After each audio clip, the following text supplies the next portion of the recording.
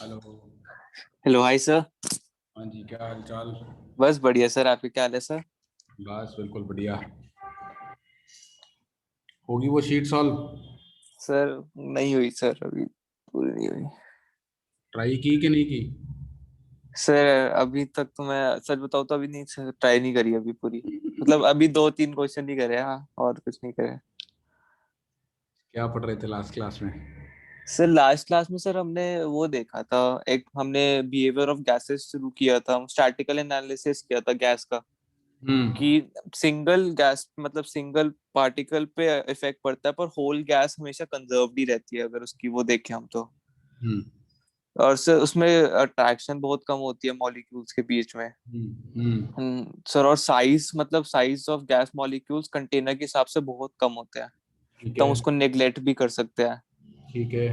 Sir और pressure pressure of gas होता है क्योंकि कोलिजन्स की वजह से जब मॉलिक्यूल्स कोलाइड हम्म। करता है कंटेनर्स के साथ, और हम्म। ये इलास्टिक कोलिजन्स होते हैं।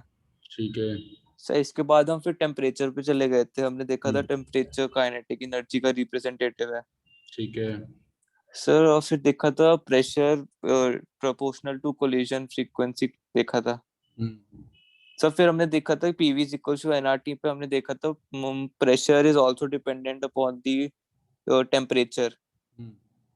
और सर फिर हमने इससे ये देखा था कि प्रेशर और स्पीड पे भी डिपेंड करता है।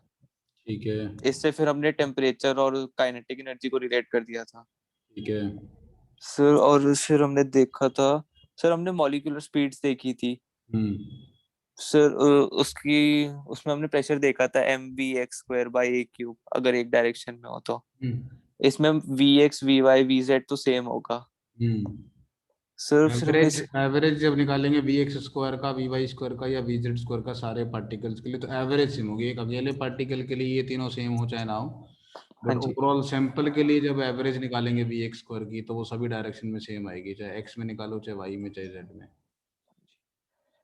सर फिर हमने एक लॉ पढ़ा था, law of equi of partition of equipartition of energy. Energy. हाँ जी सर। सर टोटल एनर्जी हमेशा इक्वली डिस्ट्रीब्यूटेड रहती है हम्म। डिग्री ऑफ फ्रीडम के हिसाब से। ठीक है। Sir degree of freedom number of independent ways जिसमें मोशन हो सकता है। ठीक। ठीक है सर। सर फिर हमने इसके बाद सर फिर हमने डिग्री ऑफ फ्रीडम्स देखे थे, हमने मोनो एटॉमिक पार्टिकल वगैरह के। सर सही। मोनो एटॉमिक के थ्री थे कि उसमें सिर्फ ट्रांसलेशन आएगी। बिल्कुल। डायटोमिक में सर डायटोमिक में तीन आ सकती है, एक ट्रांसलेशन, रोटेशन और एक वाइब्रेशन। हम्म। तो टोटल हमारी आई थी इसमें 7। हम्म। सर और अगर हमारा काफी लो टेम्परेचर हो जाए तो उसमें वाइब्रेशन और रोटेशन हट जाती है, सिर्फ ट्रांसलेशन आती है उसमें। सही है। और हाई टेम्परेचर, अगर काफी हाई टेम्परेचर होगा तो उसमें तीनों आएगी, अगर मॉडरेट होगा तो उसमें वाइब्रेशन भी नहीं आएगी, सिर्फ रोटेशन और ट्रांसलेशन रहेगी। सही है। सर फिर हमने पॉलीटॉमिक देख लिया था, उसमें लीनियर और नॉन लीनियर का देखा था। ठीक है। सर फिर हमने फिर सर हमने थोड़ी एनर्जी एनर्जी देखी थी with relation two degree of freedom, half के टी।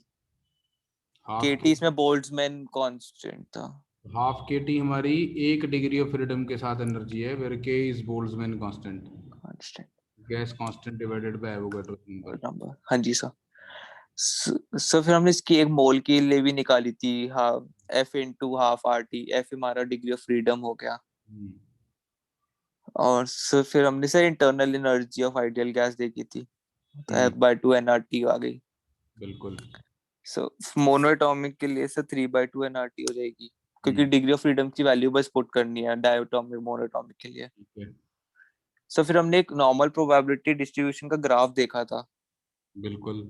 तो सर वो 1/n क्या था, 1/n × dn/dv। बिल्कुल सही। सही था। हाँ, जैसे फ्रैक्शन ऑफ मॉलिक्यूल्स हम्म। जैसे रेंज में मूव करेंगे, और सर इसमें वर्सेस में हम इसमें n बनाते हैं, total number of gas molecules. नहीं, हमने मैक्सवेलियन डिस्ट्रीब्यूशन ऑफ स्पीड देखा था, और इसमें हमने ऐसा एक ग्राफ बनाया था, हाँ जी। और ये था 1/n dn/dv का स्पीड के अगेंस्ट। तो डिफरेंट डिफरेंट स्पीड से चलने वाले फ्रैक्शन ऑफ पार्टिकल्स की बात हो रही थी। dn/n रिप्रेजेंट करता है फ्रैक्शन ऑफ पार्टिकल्स जो कि v से v+dv स्पीड रेंज में मूव कर रहे हैं। सर ये डी एन और डीवी ये रेंज है जिस स्पीड में मूव कर रहे हैं। किसी वेलोसिटी, पर्टिकुलर वेलोसिटी v से लेकर हाँ जी प्लस dv की रेंज में कितने फ्रैक्शन ऑफ पार्टिकल्स मूव कर रहे हैं। उसका तो ये वाली क्वांटिटी है 1/n dn/dv। हाँ इसमें जी dn रिप्रेजेंट कर रहा है number of particles that are moving in the speed range v to v plus dv। और ये वाली जो वेलोसिटी है इसको बोलते हैं मोस्ट VRMS। वेलोसिटी, इसको बोलते हैं मोस्ट प्रोबेबल वेलोसिटी, सबकी फेवरेट वेलोसिटी, हाँ क्योंकि जी सर। सबसे ज्यादा नंबर ऑफ मॉलिक्यूल्स इससे मूव करते हुए पाए जाते हैं। हाँ जी सर। इसकी वैल्यू √2 RT/m। एक हमने तो आरएमएस 3 RT/m। एक हमने RMS speed of gas molecules निकाली थी, वो √3 RT/m होती है। सर तो दोनों में फर्क क्या हुआ? आरएमएस का मतलब है root of mean of squares. RMS का मतलब है इंडिविजुअल पार्टिकल्स की वेलोसिटी के स्क्वायर किए, हाँ जी, इसका मीन निकाल के रूट चढ़ा हम लेके n से डिवाइड कर दिया। दिया। हाँ जी ठीक है सर। इसको बोलते हैं VRMS। और मोस्ट यार प्रोबेबल है जिसके कॉरस्पॉन्डिंग ये वाली टर्म मैक्सिमम है। मोस्ट प्रोबेबल वेलोसिटी, सबसे ज्यादा इस वेलोसिटी से मूव करने के पाए जाने के आसार है ना। सर और मतलब मोस्ट फ्रीक्वेंसी हो गया मेन तो। हाँ, फ्रीक्वेंसी मीडियन जिसको तो बोल रहा था ना। हाँ जी सर। हम्म। सर एक एवरेज स्पीड था लास्ट में हमारे। एक एवरेज स्पीड होती है, ये इंडिविजुअल पार्टिकल्स की वेलोसिटी का मैग्नीट्यूड लिया हाँ जी और उसका समेशन कर लिया, और इसकी वैल्यू याद रखनी है √8 RT/πm। ये फैक्चुअल है, इसकी डेरिवेशन नहीं है अपने सिलेबस में। हाँ जी ये पूरा स्टैटिस्टिकल एनालिसिस पढ़ना पड़ता है, वो नहीं करेंगे हम, बस ये इतना पता होना चाहिए आपको। हाँ जी सर। इसके अलावा एक और इम्पोर्टेंट इन्फॉर्मेशन, इस हाँ ग्राफ जी का जो एरिया है हाँ जी।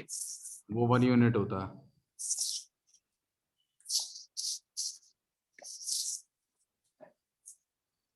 अच्छा अब हाँ जी सर। अगर मैं टेम्परेचर इंक्रीज करूंगा हाँ जी तो टेम्परेचर इंक्रीज करने पर मोस्ट प्रोबेबल वेलोसिटी इंक्रीज कर जाएगी, हाँ जी सर। यानी ये पीक ऊपर को चली जाएगी, हाँ जी सर। इसकी वैल्यू बढ़ जाएगी ना। बढ़ेगी सर, बढ़ेगी जरा। नहीं, बढ़ जाएगी तो पीक राइट को चली जाएगी। ये वाली वैल्यू बढ़ गई ना तो वेलोसिटी तो अच्छा वी बढ़ा ना, हाँ वी बढ़ा ये बढ़ गया तो इधर को चली जाएगी। इधर और को। अगर ये इधर को चली गई तो ग्राफ थोड़ा सा नीचे को भी बैठ जाएगा, क्योंकि ग्राफ का एरिया सेम रहना है, एरिया तो फिक्स है 1 यूनिट। हाँ जी सर। ठीक है। हाँ तो जी अगर हम टी प्राइम जो कि टी से ज्यादा उस टेम्परेचर पे ग्राफ बनाएंगे तो आपको पता होना चाहिए पीक के साथ क्या होगा। As temperature increases, peak of the graph shifts right and goes down। Sir, और अगर प्रेशर हम बढ़ाएंगे तब तब कोई इफेक्ट पड़ेगा? तो अगर प्रेशर बढ़ाने से टेम्परेचर बदल गया तो पड़ेगा, क्योंकि अल्टीमेटली काम तो टेम्परेचर का है ना यहाँ पर। हाँ जी सर, बट पी और टी तो रिलेट है आइडियल वही गैस तो कह रहा हूँ ना, इक्वेशन। तो अगर आपको ये बोला जाए कि वॉल्यूम कांस्टेंट रख के और अमाउंट ऑफ गैस कांस्टेंट रख के प्रेशर बढ़ाओगे हाँ जी तो वो वही बात होगी कि टेम्परेचर बढ़ा दिया। हाँ जी सर। ठीक है। हाँ जी सर करेक्ट। ठीक है। इसके अलावा इसके अंदर मैंने तेरे को बोला है कि एक तो रीड कर ले एनसीईआरटी अच्छे से हाँ जी फॉर फैक्चुअल इंफॉर्मेशंस। ठीक है। हाँ जी सर। एक आधा छुटपुट फॉर्मूला और है, एक मीन फ्री पाथ होता है। मीन फ्री पाथ का मतलब होता है कि गैस के मॉलिक्यूल्स रैंडमली जब मूव कर रहे हैं तो वो एक दूसरे से कोलाइड कर सकते हैं। हाँ जी तो ऑन एन एवरेज कितनी खाली जगह एक मॉलिक्यूल को मिल रही है मूव करने के लिए, और तो ये बट आपने कहा था कि वो कोलाइड नहीं करेंगे वैसे molecule। हाँ, मतलब उसका इफेक्ट लेने की जरूरत नहीं है, क्योंकि मैंने बोला था कि अगर रास्ते में एक कोलिजन से एक मॉलिक्यूल को कुछ हो गया होगा तो उसी टाइम पे किसी दूसरे मॉलिक्यूल के पास में वेलोसिटी आ गई होगी, क्योंकि डिस्ट्रीब्यूशन नहीं बदलती। हाँ जी सर ठीक है। On an average in collision से कोई फर्क नहीं पड़ता, इसलिए उन कोलिजन को इग्नोर कर देते हैं हम। हाँ जी ठीक है सर। कंटेनर की दीवारों पे जो कोलिजन हो रहे हैं उसका मॉलिक्यूल्स के आपसी कोलिजन से फर्क नहीं पड़ता। हाँ जी मीन फ्री पाथ होता है the average distance travelled by a molecule before it gets a collision with other molecule. On an average कितनी खाली जगह मिल रही है। हाँ जी सर। और ये पक्की बात है कि ये total volume of the container पे डिपेंड करता होगा और so number of temperature, molecules के इनवर्सली प्रोपोर्शनल भी आता होगा। भाई एक कंटेनर में ज्यादा मॉलिक्यूल्स बढ़ेगा तो एक मॉलिक्यूल को कम जगह मिलेगी घूमने फिरने के लिए, है हाँ जी सर होता है। ना। हाँ जी और इसका एक फॉर्मूला होता है, it is lambda is equal to 1/√2 pi D square into small n। 1/√2 pi D square small n। D क्या, diameter of one molecule, yes sir metre. ठीक है। Yes sir. और छोटा n है number of molecules per unit volume. तो तेरे को एक जनरल नॉलेज के लिए ये बात समझ में आनी चाहिए, और ज्यादा प्रिसाइज फॉर्मूला चाहिए तो तेरा इसमें n को जब capital N by V put करेगा तो ये बन जाएगा ना। हाँ जी सर बन जाएगा, ऊपर भी आ जाएगा नीचे। और ऑब्वियसली ये साइज पे भी डिपेंड करता होगा ना यार। यस सर डायमीटर पे जितने होता मोटे है। मॉलिक्यूल्स होंगे उतना फेन फ्री पाथ कम होगा ना। हाँ जी सर। मोटे मोटे लोग भर देगा एक कमरे में तो खाली जगह कम बचेगी। हाँ जी उतने पतले हैं। हाँ, तो मोटाई पे डिपेंड करता है, क्रॉस सेक्शनल एरिया पे और नंबर डेंसिटी पे, ठीक। Yes sir correct. और ये एग्जैक्ट कैसे आता है तो इस डेरिवेशन पे अभी हम फोकस नहीं करेंगे बिल्कुल भी, ये बस आपको मेमोराइज करना है कैसे आएगा। सर जैसे अगर हम टेम्परेचर बढ़ाते हैं तो कोलिजन्स बढ़ जाएंगे, तो मीन फ्री पाथ भी तो कम हो जाएगा।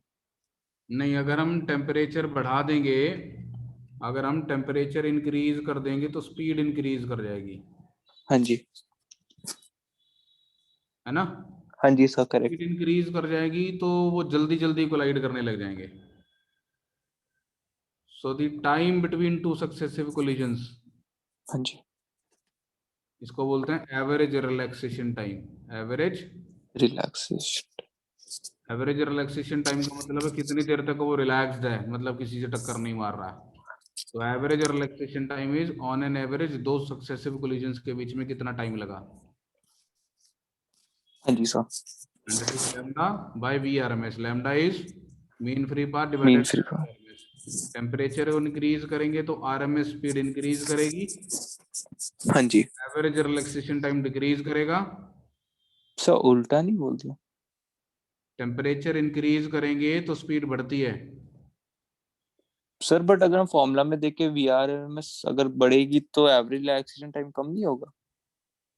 तो मैंने कब कहा कम नहीं होगा, मैं भी तो बोल रहा हूँ एवरेज रिलैक्सेशन टाइम कम हो जाएगा। अच्छा सर वो दोनों सिंबल सेम है ना तो कौन इसलिए। से सिंबल सेम है। सर वो टी टी ये तो ताऊ, मैं ये ताऊ है, ये टी है। ठीक है सर ताऊ। हैं, हाँ जी ठीक है सर निकला। ये ताऊ है, वो टी है, ठीक है। ठीक है हाँ जी sir okay. Frequency of collision increase कर जाएगी। Frequency of collision will be reciprocal of the time between two successive collisions. Reasons. ये इंक्रीज कर जाएगा, ठीक है। हाँ जी सर ये चीज याद रखनी है, टेम्परेचर पे डिपेंडेंसी इन सब चीजों की, करेक्ट सर। ठीक। हाँ जी सर। तो ये जो मेरी डिस्कशन थी ये आपकी एनसीईआरटी के चैप्टर के according kinetic theory of gases की डिस्कशन, ओके सर। ठीक है। तो हाँ जी हमने अब तक क्या क्या पढ़ लिया। हमने आपके चैप्टर के according thermal properties of matter में से, एनसीईआरटी में एक चैप्टर है थर्मल प्रॉपर्टीज ऑफ मैटर, इसमें जी से हमने हीट का कॉन्सेप्ट पढ़ लिया, टेम्परेचर का टेम्परेचर। कॉन्सेप्ट पढ़ लिया, कैलोरीमेट्री पढ़ ली, हाँ जी सर। तो और इसके बाद हमने लॉस। थर्मल एक्सपेंशन पढ़ ली, ठीक है। हाँ जी हमने sir. Different scales of temperature कर लिए। Yes sir. इस चैप्टर के अंदर दो चीजें और आती हैं, कंडक्शन और रेडिएशन। आज हाँ की जी क्लास में हम ये पढ़ेंगे। इसके अलावा मैंने आपको एक काइनेटिक थ्योरी ऑफ गैसेस का पूरा चैप्टर पढ़ा दिया। सर इतना सही था। हाँ, काइनेटिक थ्योरी भी कैसी इतना सही चैप्टर है, वो मैंने आपको पूरा पढ़ा दिया। मैंने सारे gas laws, Boyle's law, Charles law वो पढ़ा दिया आपको, गैस के बिहेवियर के बारे में पढ़ाया, प्रेशर वाली डेरिवेशन कराई, मीन फ्री पाथ और ये सारी जो चीजें बताई, ठीक है। Okay sir. इसके बाद this is similar to states of matter, जो आपने केमिस्ट्री में पढ़ा होगा, हाँ गैस जी सर। पढ़ा है ना, हाँ जी sir. Real gas, ideal gas, Graham's law वगैरह हाँ, वगैरह। वो सब इसी में आता है, तो मैंने उसके ऊपर डिस्कशन नहीं की है। हाँ फिजिक्स में जी सर। इसके ऊपर डिस्कशन इतनी हो रहती भी नहीं है, फिजिक्स में mainly boils law, Charles law के ऊपर डिस्कशन रहती है। अब हाँ जी। आपका आज हम थर्मल प्रॉपर्टीज ऑफ मैटर वाला चैप्टर फिनिश कर देंगे, और इसके बाद तुम्हारा एक चैप्टर बच जाएगा थर्मोडायनेमिक्स, जिसके अंदर हम वो फर्स्ट लॉ ऑफ थर्मोडायनेमिक्स पढ़ेंगे, आइसोथर्मल प्रोसेस, एडियाबेटिक प्रोसेस और वो सब। सर वैसे आज केमिस्ट्री का मैं ये पढ़ूंगा तो थोड़ा सा बेटर हो जाएगा। तो मैं पहले ये पढ़ा दूं या वो पढ़ने के बाद ही पढ़ाऊं तेरे को? सर अगर रिलेशन है तो पहले मैं पढ़ ही लेता हूँ, आप कंडक्शन और रेडिएशन कर लेते हैं। ठीक है, तो मैं कंडक्शन और रेडिएशन तेरे को पढ़ा रहा हूँ आज की क्लास में। हाँ जी। थर्मोडायनेमिक्स तेरे को वो पढ़ लेगा, उसके बाद मैं पढ़ाऊंगा। अगर तेरे को हाँ। लगता है मेरे पढ़ाने से तेरी वहां ज्यादा एफिशिएंसी बढ़ जाएगी, तो मैं पहले थर्मो पढ़ा देता हूँ। हाँ सर ऐसा कर लेते हैं फिर, थर्मो पढ़ा दो। तेरे को केमिस्ट्री में जल्दी हो जाएगा ना तेरा काम, तेरा टाइम बच हाँ जाएगा। जी सब बच जाएगा, मेरा टाइम हम बच ऐसा जाएगा। करते हैं, हम थर्मोडायनेमिक्स पढ़ते हैं। हाँ जी सर।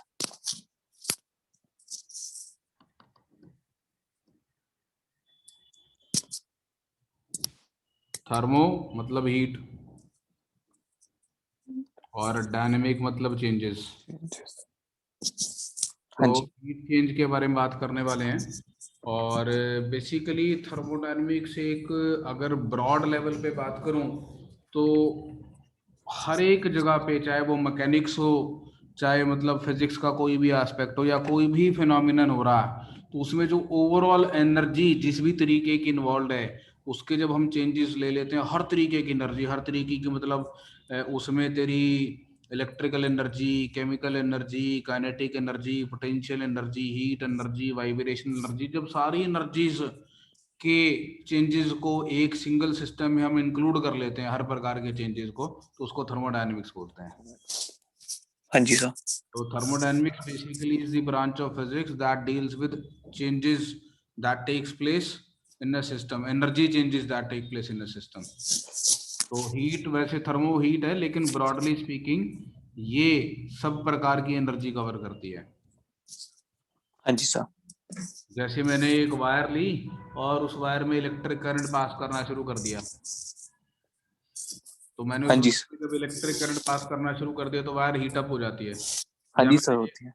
रफ सरफेस लिया और उसके ऊपर एक ब्लॉक को धक्का मार के छोड़ दिया, तो जब ब्लॉक चलता चलता रुक जाता, तो उसकी मैकेनिकल एनर्जी हीट एनर्जी में कन्वर्ट हो जाती है। या कोई यस। केमिकल रिएक्शन हो रहा है तेरा, केमिकल रिएक्शन के अंदर तुम्हें हीट अब्सॉर्ब करवानी, हीट देनी पड़ रही है उस रिएक्शन को करवाने के लिए, या कोई एक्सोथर्मिक रिएक्शन है तो उसमें हीट रिलीज हो रही है। हाँ जी सर। हाँ सर आज ना बच्चे का आज जल गया, इसके चक्कर में केमिकल रिएक्शन कर रहे थे हम। वो तेरी क्या किया? सर पता नहीं, उसने ना मैम ने बोला था HNO3 डालने के लिए, उसने पता नहीं क्या डाल दिया, नाइट्रिक उसका एसिड, हाथ जल गया। हाँ जी नाइट्रिक सर। एसिड तो बहुत डेंजरस होता है बेटे। सर बट हम ना बिल्कुल एक ड्रॉप ही डाल देते हैं, क्योंकि हमें वो देखना था, हमें टाइट्रेशन वगैरह देख रहे थे, सॉल्ट एनालिसिस, तो उसमें डालना जरूरी था, तो एक ड्रॉप डाल देते। उसने पता नहीं कुछ और डाला सर, बहुत गर्म हो गया, उसने वो टेस्ट ट्यूब होल्डर भी यूज नहीं कर रहा था वो, हम्म। थोड़ा इंटेलिजेंट ही बच्चा था। ज्यादा ज्यादा जोर से जल गया क्या? नहीं सर ज्यादा नहीं चला, उसके लगते ही हाथ हटा दिया था उसने, ऊपर से टेस्ट ट्यूब भी टूट गई, क्योंकि उसने होल्डर नहीं पकड़ रखा था, तो गर्म थी तो उसने छोड़ दिया हाथ से। टेस्ट ट्यूब तो लैब में टूटती रहती है। हाँ जी सर। तो थर्मोडायनेमिक्स में हम एनर्जी एक्सचेंज हाँ जी। के बारे में बात करते हैं। तो ट्रांसपोर्ट की बात हो रही है, ओवरऑल एनर्जी के चेंजेस की बात हो रही है। तो energy exchange between system and surroundings की बात करते हैं इस चैप्टर के अंदर। हाँ जी sir. Exchange between a system and surroundings की बात करते हैं। तो पहले हम डिफाइन कर लेते हैं सिस्टम किसको बोल रहे हैं। तो जैसे अपन लॉज ऑफ मोशन में क्वेश्चन करते थे ना, भी हमें कंजर्वेशन ऑफ लीनियर मोमेंटम लगानी है, कंजर्वेशन ऑफ एंगुलर मोमेंटम लगानी है, या कंजर्वेशन ऑफ मैकेनिकल एनर्जी लगानी है, तो हमें ये चूज करना पड़ता है कि हम कितने पार्ट को इंक्लूड करें ताकि उसके लिए हम ये कंजर्वेशन लॉ लगा सकें। ऐसे एक ग्राउंड के ऊपर तूने एक ऐसे करके एक वेज रखी हाँ जी। और इस वेज के ऊपर तूने एक ब्लॉक रख दिया और इस सारे अरेंजमेंट को छोड़ दिया। तो जब इस सारे अरेंजमेंट को छोड़ देता है तो ब्लॉक नीचे स्लाइड करना शुरू कर देता है, वेज लेफ्ट में जाना शुरू कर देती है। हाँ जी सर। अगर तू अकेले ब्लॉक को इन्वेस्टिगेट करेगा, मतलब ब्लॉक का फ्री बॉडी डायग्राम बनाएगा, तो तू देखेगा इस ब्लॉक पे एक नॉर्मल लग रहा है जी, एक एम जी साइन थीटा लग रहा है, एम जी कॉस थीटा लग रहा है। अगर जी। तू वेज को अकेले को करेगा तो तू देखेगा वेज पे एक ग्राउंड से नॉर्मल लग रहा है, एक ब्लॉक से नॉर्मल लग रहा है, इसका अपना वेट लग रहा है और ये ऐसे मूव कर रहा होगा ना। हाँ जी सर। और ऐसा भी कर सकता है कि तू इन दोनों को एक कंबाइंड सिस्टम ले ले। जब तू इन दोनों को कंबाइंड सिस्टम ले लेगा तो ये वाला नॉर्मल और ये वाला नॉर्मल इंटरनल फोर्स बन जाएगी। Yes sir. अब केवल एम प्लस एम जी लग रहा होगा और ग्राउंड से रिएक्शन लग रहा होगा। Yes sir. तो इस पूरे सिस्टम पे हॉरिजॉन्टल डायरेक्शन में कोई फोर्स नहीं है। हाँ जी सर। कि ब्लॉक पे हॉरिजॉन्टल डायरेक्शन में फोर्सेस आ रही है, नॉर्मल का कंपोनेंट आ रहा है ना, हाँ जी। और वेज पे भी नॉर्मल का हॉरिजॉन्टल डायरेक्शन में कंपोनेंट आ रहा है।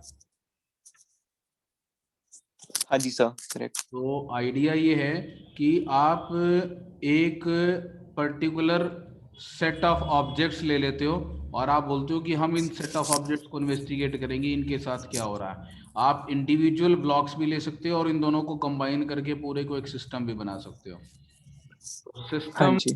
वर्ड जब हम बोलते हैं तो सिस्टम का मतलब होता है कि वो सारे कलेक्शन जिसका हम बिहेवियर स्टडी करने वाले हैं। और इसको टेक्निकली स्पीकिंग ऐसे बोल देते हैं, it is the part of the universe हाँ जी। Which is under investigation. Sir हम इसमें अर्थ को भी हम सिस्टम मान सकते हैं अगर हम सोलर सिस्टम देख। बिल्कुल, आप अकेली अर्थ को एक सिस्टम मान सकते हो, आप अर्थ और सन को एक सिस्टम मान सकते हो, आप सारे प्लैनेट्स को भी इंक्लूड कर सकते हो। तो दैट डिपेंड्स ऑन कि आप मतलब कितने लोगों को इंक्लूड करना चाहते हैं अपने सिस्टम में, हाँ जी सर, ठीक है। है ना। हाँ जी sir. Part of the universe that is under investigation. Usually हम सिस्टम को डिस्क्राइब करने के लिए उसको एक हाइपोथेटिकल बाउंड्री में एनक्लोज कर लेते हैं। हाँ जी। ठीक है, यस सर। जैसे मैं यहाँ पे ये डॉटेड लाइन दिखा रहा हूँ ना, ये वाली, ये हाँ मैंने जी सर। डॉटेड लाइन दिखाई, तो ये मैंने एक हाइपोथेटिकल बाउंड्री बना ली और मैंने बोला इस बाउंड्री के अंदर जितना कुछ आ रहा है वो मेरा सिस्टम है। ठीक। हाँ जी सर। अब हमारे पास डिफरेंट टाइप के सिस्टम्स हो सकते हैं। We can have open system, we can have a closed system और we can have an isolated system. Depend करता है हम क्या कैरेक्टर से डिफाइन कर रहे हैं। ओपन सिस्टम का मतलब है कि हम ऐसा सिस्टम ले रहे हैं जिसमें से एनर्जी और मास दोनों बाहर भी जा सकते हैं और अंदर भी आ सकते हैं। हाँ जी sir. Both energy and mass may enter or leave the system। ठीक। Yes sir. क्लोज सिस्टम का मतलब होता है कि एनर्जी में लीव द सिस्टम, मास नहीं। ठीक है। हाँ जी सर। और आइसोलेटेड सिस्टम का मतलब है नीदर मास नॉर एनर्जी। नॉर एनर्जी में लीव द सिस्टम। ठीक है। हाँ जी सर। जैसे एक चाय का कप है, वो एक ओपन सिस्टम है। हाँ जी सर, उसमें एनर्जी भी और मास भी। एनर्जी और मास बाहर जा सकते हैं, वेपर्स आपके चाय के कप में से उड़ के बाहर जा रहे हो सकते हैं, हाँ जी। इवेपोरेट हो सकते हैं, मास में लीव। और चाय का कप एटमॉस्फेयर को हीट लूज भी कर सकता है, उससे गेन भी कर सकता है, डिपेंडिंग ऑन की गर्म है या ठंडा है ना। हाँ जी सर। क्लोज सिस्टम का मतलब उसको ढक्कन रख दिया उसके ऊपर। हाँ जी सर, ठीक है। उसमें फिर मास। अब हीट तो जा सकती है दीवारों में से कंडक्ट होके बाहर, लेकिन वेपर्स को बाहर नहीं जाने दे रहे। और हाँ जी सर। आइसोलेटेड का मतलब है बढ़िया केटल में डाल दिया जिसमें वो गर्म ठंडी होती ही नहीं। सो फ्लास्क जो होता है। हाँ, जो फ्लास्क है थर्मो फ्लास्क में डाल दिया, हाँ बढ़िया जी। वाले, बहुत ही महंगा फ्लास्क है मतलब ठीक है। हाँ जी सर। उसके बाद सराउंडिंग्स, तो everything except the system is called surrounding, है ना। हाँ जी सर।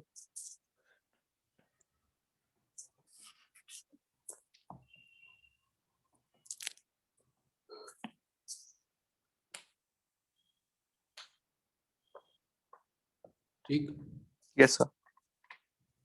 उसके बाद हम बात करते हैं स्टेट ऑफ ए सिस्टम।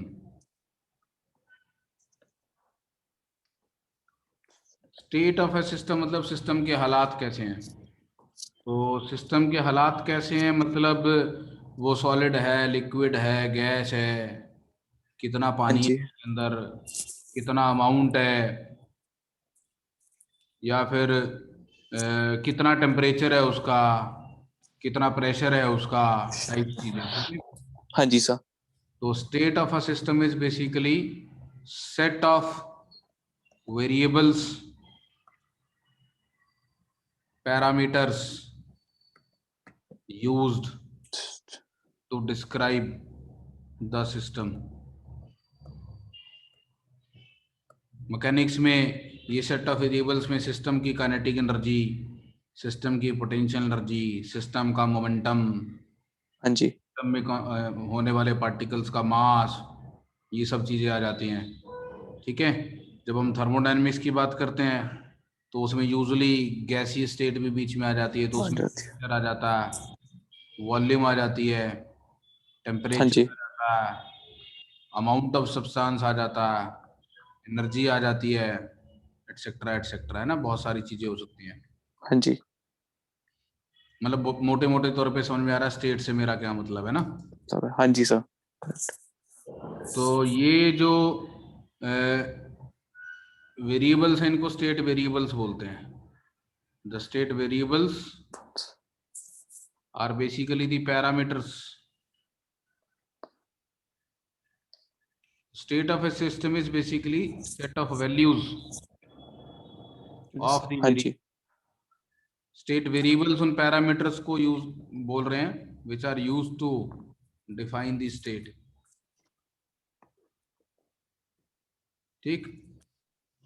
हाँ जी सर। फॉर एग्जाम्पल अगर मैं एक आइडियल गैस लूं, हाँ जी। अगर एक आइडियल गैस है तो उसके लिए उसका प्रेशर, वॉल्यूम वॉल्यूम। और temperature, number of moles, internal energy, हाँ जी। these are the common variables which are sufficient for it। क्योंकि वहां कोई केमिकल रिएक्शन तो होना नहीं है हाँ जी। आइडियल गैस में, है ना। हाँ तो जी सर। करने की जरूरत नहीं है कि सोडियम है या पोटेशियम है और उसकी आयोनाइजेशन एनर्जी क्या है, ये क्या फलाना, इन सारी चीजों की जरूरत नहीं है, हाँ जी। हाँ जी सर। ठीक। Yes sir. और आइडियल गैस के लिए ये जो स्टेट वेरिएबल्स हैं ये रिलेटेड होते हैं by this formula PV is equal to nRT। इसको बोलते हैं equation of state of an ideal gas,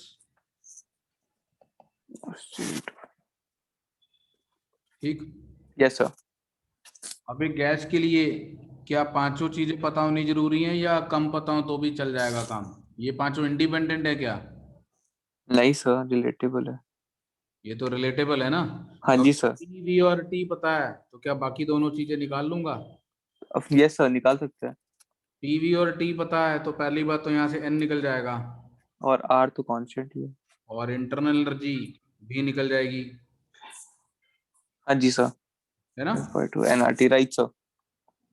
तो सारे वेरिएबल्स पता होने जरूरी नहीं है, तो स्टेट वेरिएबल में कितने कम से कम चाहिए वो अगर आपने डिफाइन कर दिए तो उससे काम चल जाता है, तो उसी को वो एक सेट लेते हैं हम। मतलब आप 5 का सेट नहीं लिखेंगे स्टेट में, 3 का सेट लिखेंगे, हाँ जी सर। ठीक है। लेकिन वो 3 का सेट P, N और U नहीं लेना आपने,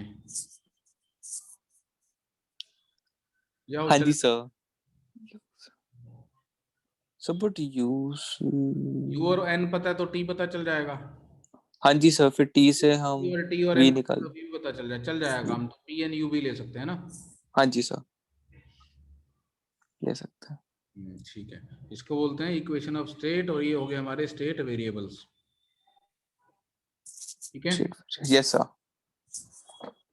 अब हम बात करते हैं कि कितने तरीके से हमारा सिस्टम एनर्जी एक्सचेंज कर सकता है। हम यूजुअली यहाँ पे क्लोज सिस्टम पढ़ेंगे, ठीक है, जो अभी हमारे लेवल पे स्टडी रहेगी वो हाँ क्लोज जी, सिस्टम्स की रहेगी।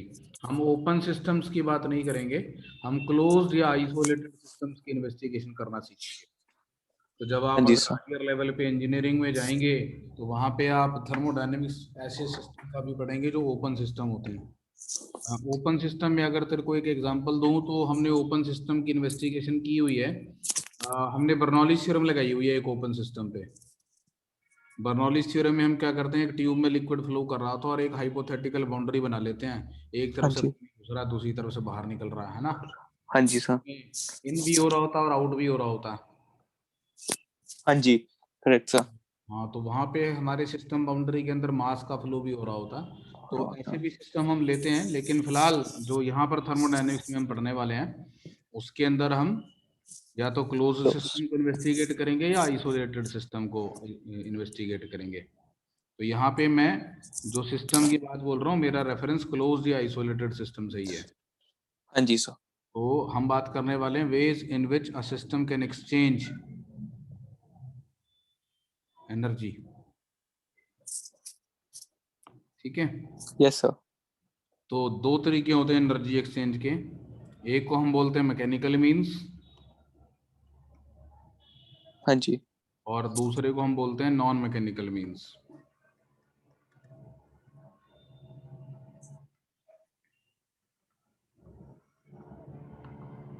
Non mechanical. जो मैकेनिकल मींस हैं बेसिकली, सिंपल भाषा में बोलूं, by the action of a force. जब हम किसी गैस को कंप्रेस करते हैं हाँ तो हम जी, फोर्स लगाते हैं और उस गैस के अंदर एनर्जी का ट्रांसफर कर रहे हैं। यस या सर। फिर कोई गैस एक्सपैंड हो रही है तो वो सराउंडिंग्स पे फोर्स लगा रही है और सराउंडिंग्स को पुश कर रही है, तो वहां पे जो एनर्जी का एक्सचेंज इन्वॉल्व है वो मैकेनिकल मींस वाला हो गया। हाँ ठीक है, जी सर। जहां पर भी तेरे को लगे यार फोर्स लगा के डिस्प्लेसमेंट करवा के एनर्जी का एक्सचेंज हुआ, वहाँ पे वहां पे मैकेनिकल मींस।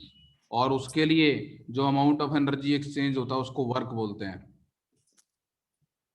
ठीक है, हाँ जी sir. So the amount of energy exchanged is referred to as work।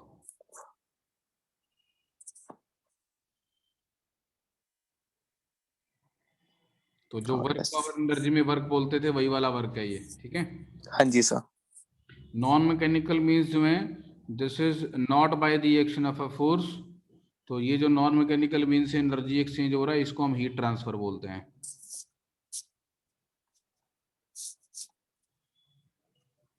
ठीक है, हाँ जी सर। और यूजुअली ये जो हीट ट्रांसफर हो रहा है इट इज कंडक्शन या रेडिएशन।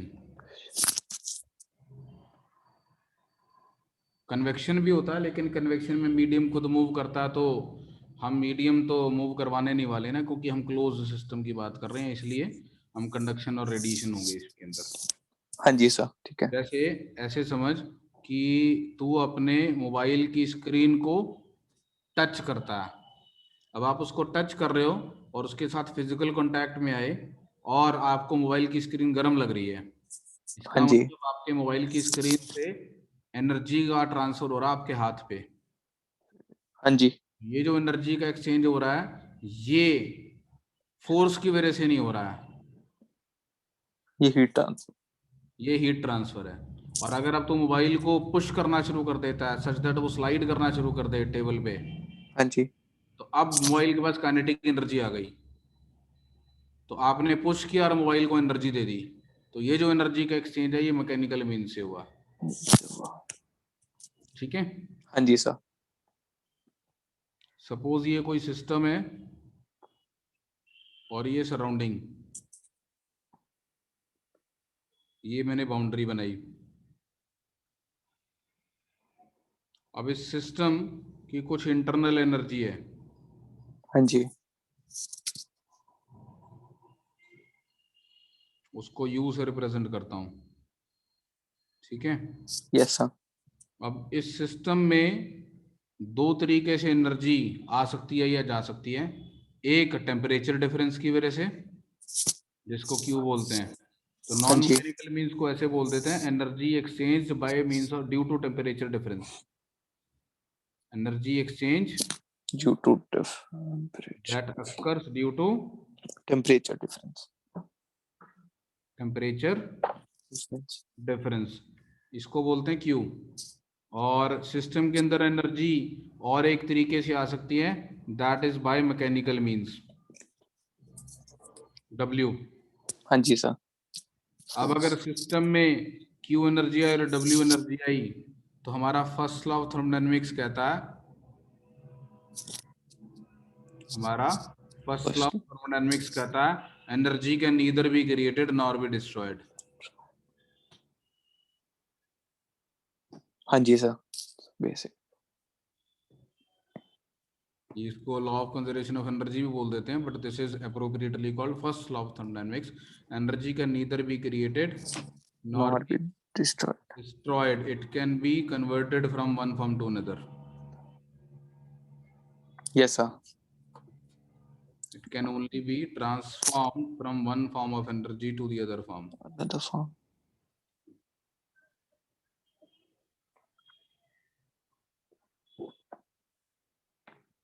तो अगर इस सिस्टम में Q एनर्जी आई और W एनर्जी आई, बाहर कुछ गया नहीं, तो ये एनर्जी कहाँ गई? इंटरनल बन गई।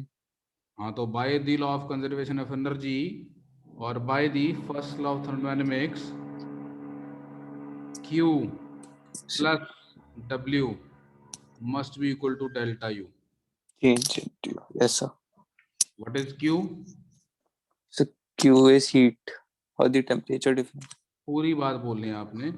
Q is the heat absorbed into या by the system, heat absorbed by the system और heat absorbed into the system। into याद रखेगा तो मतलब अंदर आ रही है ना। हाँ जी sir. absorbed into or by the system। W is the work done On the system. on the system। ठीक है। Yes sir. तो केमिस्ट्री वाले किसी भी ऑथर को देखेगा तो वो कहेगा Q क्या है? Heat absorb by the system, W is the work done by the surrounding on the system. और वो फर्स्ट लॉ ऑफ थर्मोडायनेमिक्स लिखेगा Q plus W is equal to delta U। ठीक हाँ है। जी। हाँ जी। फिजिक्स वाले डिफाइन करते हैं Q is the heat absorbed into या बाय द सिस्टम, यानी सेम जैसे उन्होंने डिफाइन किया था। हाँ जी। और ये डिफाइन करते हैं W को work done by the system on the surroundings. तो if his work is done by the system on the surrounding, that means the system is supplying energy to the surrounding। हाँ जी sir. ये तो इन हुआ और ये out. Out हो गया। तो फिजिक्स में आप ऐसे डायग्राम बनाएंगे, भैया ये सिस्टम है, इसकी एनर्जी है U और Q is the heat absorbed bye the system, W is the work done by the system. तो यहाँ डेल्टा U कितना होगा? So Q minus W. Q minus W। तो फिजिक्स में फर्स्ट लॉ ऑफ थर्मोडायनेमिक्स की statement आपको ये लिखी हुई मिलेगी। Yes आप sir. कोई भी यूज कर सकते हैं, बस आपने W ध्यान रखना कि आप W किसको बोल रहे हैं। हाँ जी सर। ठीक है। आप Yes कोई sir. भी यूज कर सकते हैं, बस आपने ध्यान रखना आप W बोल किसको रहे हैं। Yes, sir. Obviously, work done by system on surrounding will be negative of the work done by the surrounding on the system. Yes, sir. The energy conserved.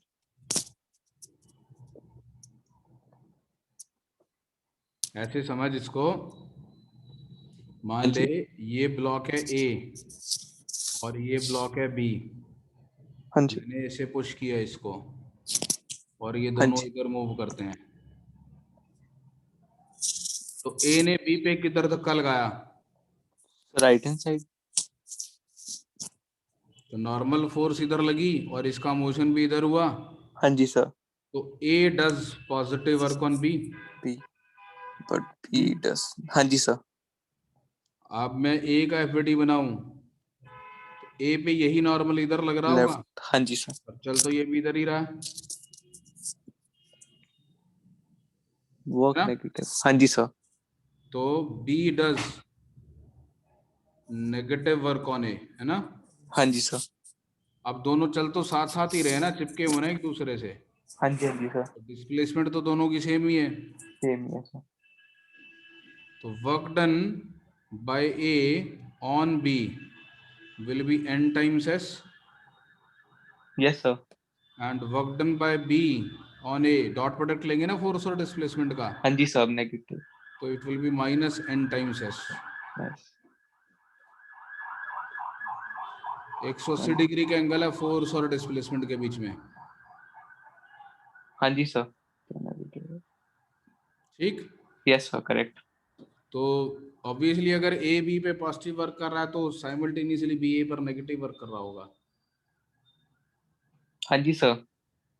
ठीक। हाँ जी सर। तो सर हम न्यूटन थर्ड लॉ से भी तो बोल सकते हैं। हाँ, न्यूटन थर्ड लॉ से बोल सकते हैं, दोनों की डिस्प्लेसमेंट सेम है ना। हाँ जी सर।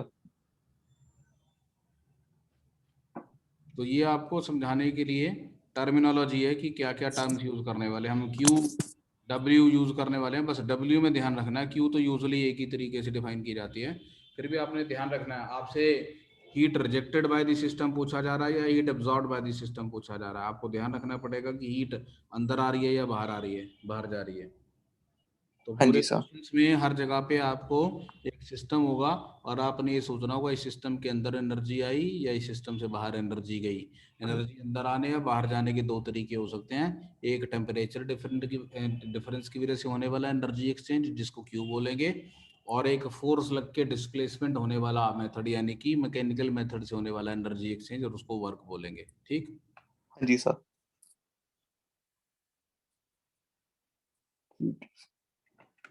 हम यहाँ पे आइडियल गैस सिस्टम्स को इन्वेस्टिगेट करेंगे फिलहाल,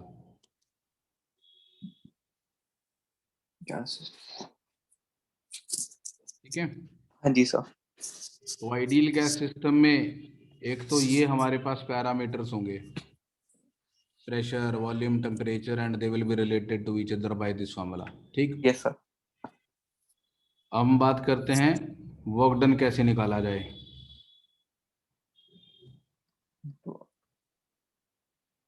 बाय।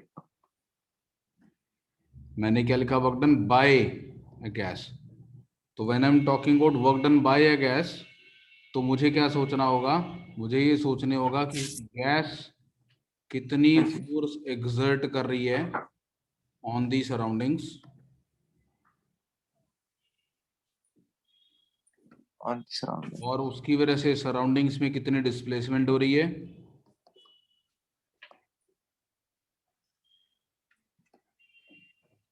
और फिर मेरे को work done by the gas dot product of force and displacement लेना होगा, या फिर अगर वेरिएबल फोर्स है तो integration of F dot D S करना होगा। हाँ जी सर।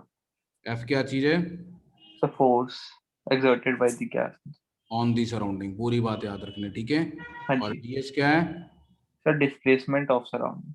हाँ ये बात ध्यान रखनी है। इसको एक सिंपल पिक्चर से समझने के लिए क्या करते हैं, एक सिलेंडर पिस्टन अरेंजमेंट लेते हैं। तो एक हमारे पास सिलेंडर है हाँ जी। और इस सिलेंडर में गैस को इनक्लोज कर लेते हैं with the help of a piston that is movable. Movable piston लगाएंगे तभी गैस वर्क कर पाएगी, अगर मूवेबल पिस्टन नहीं लगाएंगे तो वर्क कैसे करेगी ना। हाँ जी सर। हमने एक सिलेंडर पिस्टन अरेंजमेंट बना लिया, इसको बोलते हैं सिलेंडर पिस्टन अरेंजमेंट। ये आपको समझाने के लिए कि देखो वर्क निकालना तो कैसे। इसके अंदर हमारे पास एक गैस है जिसका प्रेशर पी है, वॉल्यूम वी है। वॉल्यूम वी है मतलब इस कंटेनर की इतने पार्ट की वॉल्यूम वी है जहां पर गैस है ना। हाँ जी सर। अभी अगर मान लेते हैं ये वाला जो एरिया है वो ए है और ये एक्स है, तो volume of the container will be A x, volume occupied by the gas, है ना। Right sir. ठीक है। अब अगर मैं इस पिस्टन को मूव करने दूं, the piston is allowed to move हाँ जी। Out. If the piston is allowed to move out, let us try to find the work done by the gas. तो गैस के प्रेशर की वजह से पिस्टन पे ऐसे फोर्स लग रही होगी, लगेगी सर। तो force by the gas on the piston, piston surrounding हो गया हमारा, है ना। Yes sir, correct. हम तो गैस को सिस्टम ले रहे हैं, तो हाँ जी गैस सर। को छोड़ के सब कुछ कंटेनर की दीवारें पिस्टन ये सब सराउंडिंग है। हाँ जी सर। ये पी टाइम्स ए के बराबर हो जाएगी, pressure into area, P is the pressure of the gas. Yes sir, correct. अगर मैं पिस्टन को बाहर मूव करने को करूं तो जितने अमाउंट से वो मूव करेगा उतने अमाउंट से एक्स इंक्रीज कर जाएगा। यस सर, करेगा। Thanks. तो अगर इसकी स्मॉल डिस्प्लेसमेंट ले लूं dx, जी।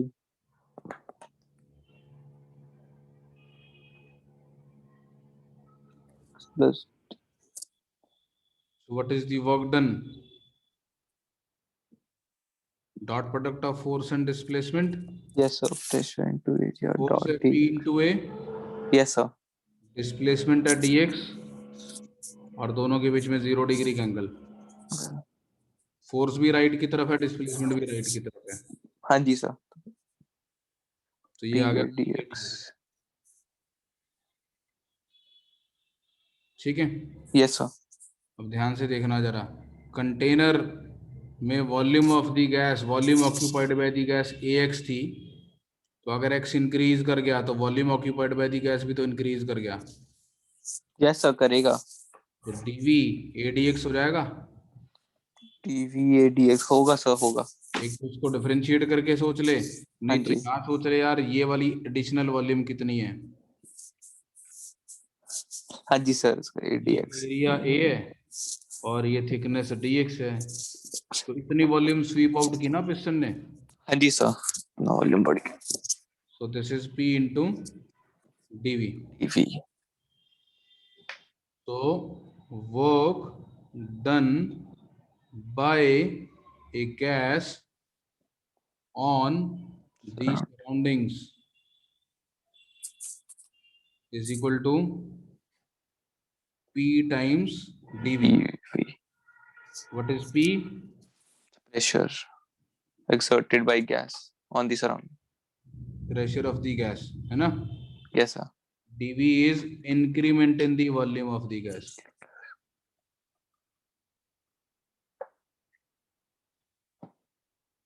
ठीक। Yes sir. What is the work done by surrounding on the gas? It's a negative of PD.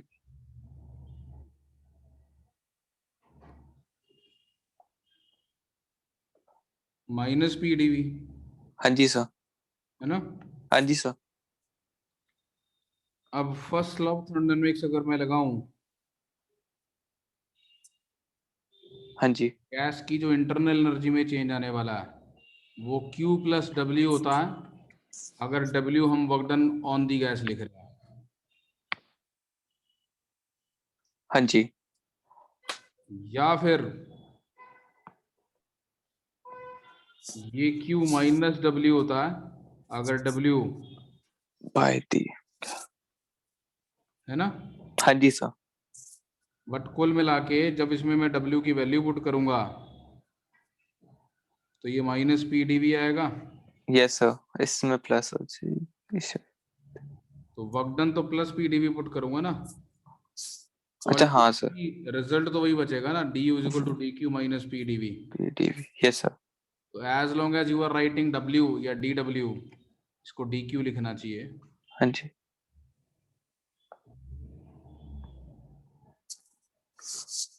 ठीक है। आंसर से, यस सर आंसर। तो जब आप फाइनल फॉर्म में लिख लेंगे वेरिएबल्स की टर्म्स में, तो फाइनल एक्सप्रेशन फर्स्ट लॉ से जो एंड रिजल्ट आएगा वो यही बनेगा। ठीक है। हाँ जी सर। तो किसी भी thermodynamic process on ideal gas के लिए ये हमारी बेसिक इक्वेशन है जो यूज होने वाली है। For any process on an ideal gas आप ये यूज करने वाले हैं, du is equal to DQ minus PdV। ठीक। हाँ जी सर।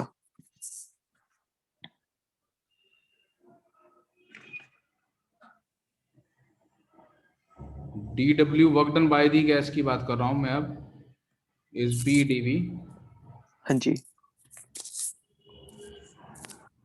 टोटल वर्क डन निकालना है तो इसको इंटीग्रेट करना पड़ेगा, volume yes change sir.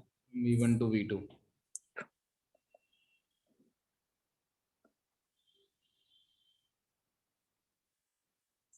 W is equals to P to V2 minus. अब इसके आगे इसको इंटीग्रेट करने से पहले हमें ये पता होना चाहिए कि P का क्या हो रहा है। प्रेशर सर डिक्रीज करेगा पता नहीं, कुछ भी हो सकता है। सर, वॉल्यूम इंक्रीज कर रहा है, आइडियल गैस इक्वेशन है तो प्रेशर डिक्रीज नहीं करना चाहिए। क्यों, तेरे को टेम्परेचर के बारे में कुछ बताया क्या? नहीं सर, कुछ नहीं पता।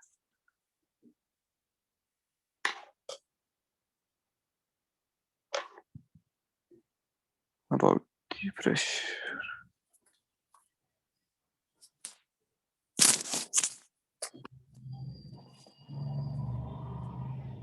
ठीक है।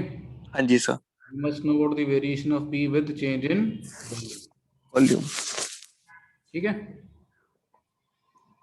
हाँ जी सर। नॉट, अगर प्रेशर और वॉल्यूम की वेरिएशन कुछ अपने को ग्राफिकली दे रखी हो, जब वॉल्यूम V1 थी तो सपोज प्रेशर P1 था, हाँ जी, वॉल्यूम V2 हो गई तो सपोज प्रेशर P2 हो गया। मतलब ये इनिशियल स्टेट है और ये फाइनल फाइनल, स्टेट है। इस इनिशियल स्टेट से फाइनल स्टेट तक जाते हुए प्रेशर वॉल्यूम के साथ कुछ ऐसे वेरी किया इस ग्राफ के अकॉर्डिंग सपोज, हाँ जी, तो work done is integration PdV। अब मैथ्स में हमने पढ़ा हुआ है कि y टाइम्स dx की इंटीग्रेशन का मतलब होता है एरिया। जैसे yes, v dt graph, v dt का इंटीग्रल डिस्प्लेसमेंट होता है और ये vt ग्राफ का एरिया भी होता है। हाँ जी सर। तो ये सारा एरिया,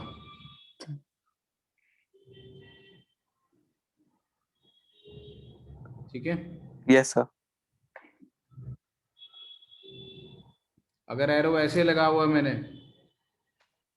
तो हाँ इसका जी, मतलब A इनिशियल स्टेट और B फाइनल स्टेट है। ठीक है। हाँ जी सर। अब clearly V2 greater than V1 है तो एक्सपेंशन हो रही है, हो रही है सर। तो dV change in volume positive होगा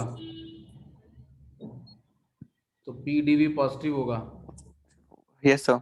यानी वर्क डन पॉजिटिव आएगा।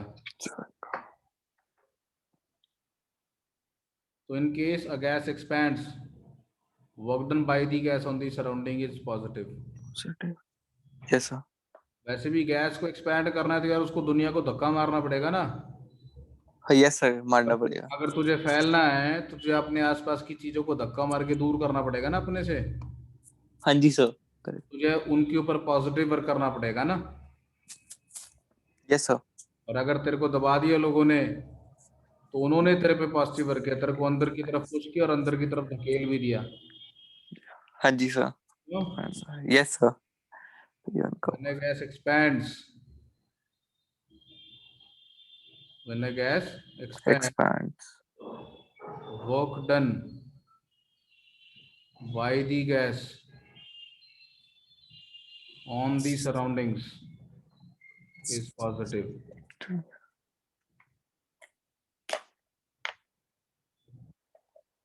ठीक है? Yes sir. When a gas contracts or when a gas is compressed,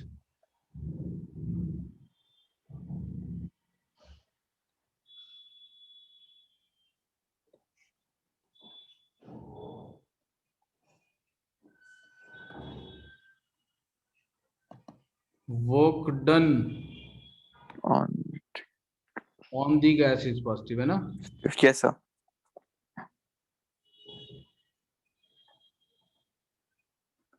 Work done by the gas is negative. Good. ठीक है? Yes sir. Clear? Yes sir. Clear. Question है तेरे लिए एक,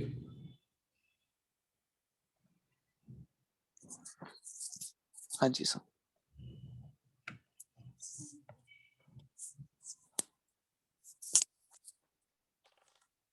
एक आइडियल गैस के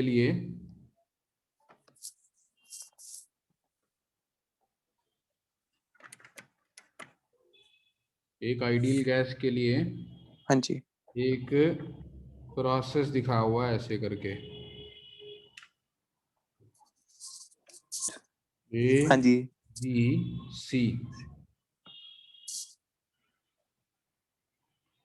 ठीक? Yes sir. ये वाला प्रेशर पी नॉट है, ये 2 पी नॉट है, हाँ जी। ये वॉल्यूम वी नॉट है, ये हाँ जी सर। 2 वी नॉट है, ये 3 वी नॉट है।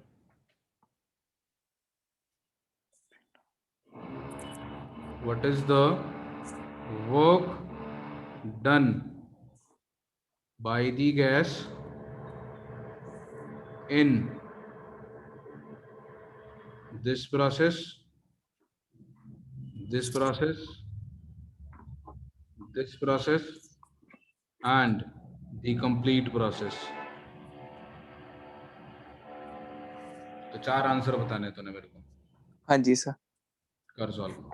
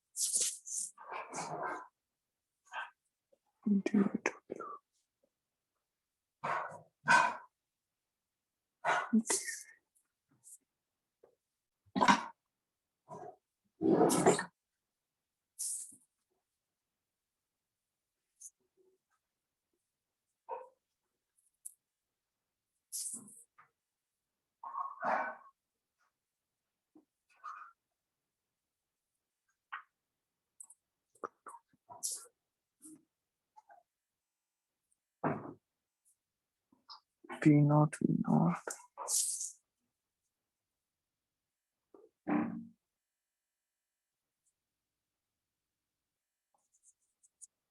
Walking by the gas. Sir A to B में positive P naught V naught.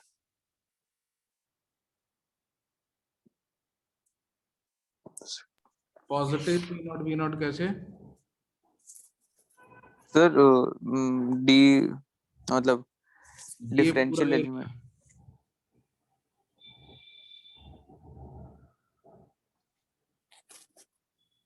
This will be the work done in अच्छा, process A to B. A to B. निकाला क्या ये पूरा area तूने? नहीं सर, ये तो नहीं. हाफ इंटू बेस हमारा हो गया V naught into height. Height इसमें हो गई P naught plus rectangle area P naught into V naught. V naught by 2 plus V naught P naught. Sir trapezium 3. हाँ जी sir. half into sum of parallel sides V naught P naught by 2. 3/2 V naught P naught. है ना? हाँ जी सर. Plus लेना minus लेना? Sir positive work होगा मेरे ख्याल से. क्यों? क्योंकि गैस एक्सपैंड कर रही है तो Expand कर रही है. बाई दी गैस पॉजिटिव आएगा. पॉजिटिव आएगा. हाँ जी सर.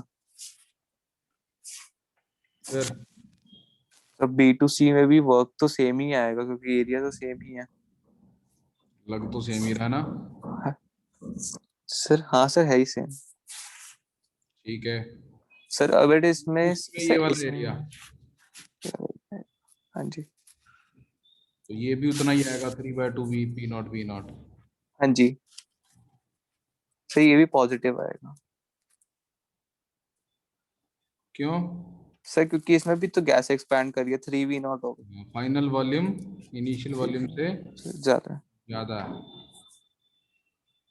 तो अब तीसरा case C2 3/2 P naught V naught आएगा पॉजिटिव. C2A में हमारा हो गया 2 V naught. Sir 2 V naught P naught negative C2A में.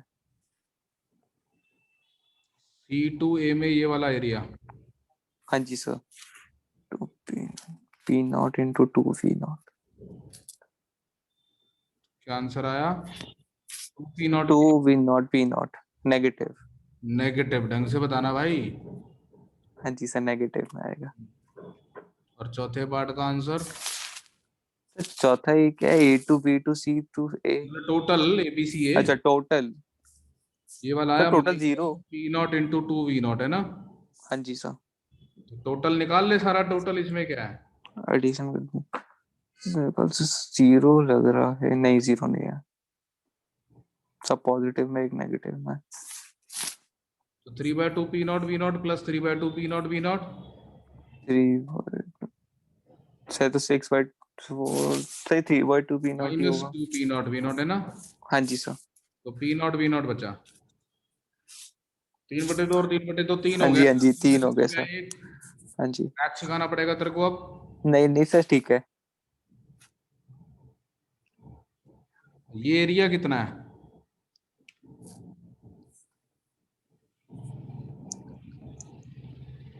सर ये area half into base into height half into 2 V naught into P naught half into 2 V naught into P naught. यानी कि P naught V naught yes sir. Same as this. Right sir. So total work done निकालना है. Area enclosed by the PV graph.